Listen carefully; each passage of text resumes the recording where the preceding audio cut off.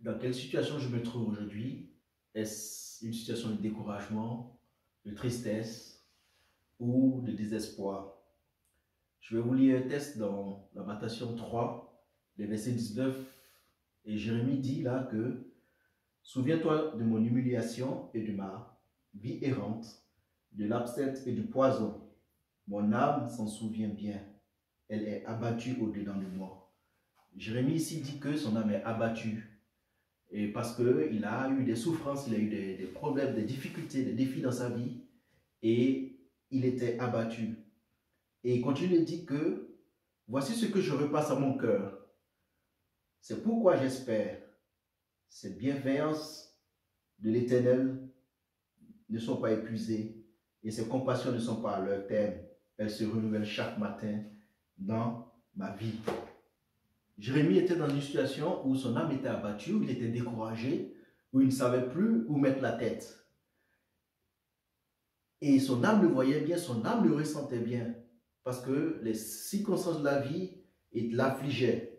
Mais Jérémie dit au verset 21 de Lamentation chapitre 3, « Voici ce que je veux repasser en mon cœur. » On voit que Jérémie passe dans une autre dimension en repassant dans son cœur les choses de l'Éternel, en ayant cette espérance en l'Éternel, ou en ayant cette intimité avec Dieu. Il va au-delà de son âme qui peut être en connexion avec les choses de la terre. Il rentre dans cette intimité avec Dieu au niveau de son cœur, au niveau de son esprit.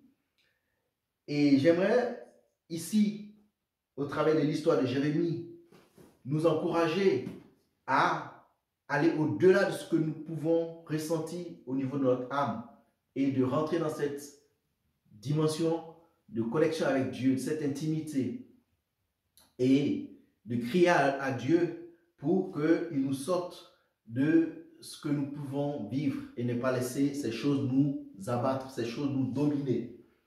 Et il est dit, encore au verset 25, « L'Éternel est bon pour qui espère en lui. » Nous avons besoin d'espérer en l'Éternel, avoir notre espérance en lui, parce que c'est lui qui nous donne la vie, c'est lui qui nous donne la paix, la joie. Et c'est pour cela, l'apôtre Paul pouvait dire dans Philippiens chapitre 4, verset 13, « Je puis tout par celui qui me fortifie. » Je puis tout par celui qui me fortifie, parce que c'est lui mon espérance, c'est lui ma force, c'est lui mon rocher, c'est lui mon soutien, c'est lui qui me protège. Et je veux te dire, garde ton espérance en Dieu, garde ton espérance en Dieu, car le secours vient de l'Éternel.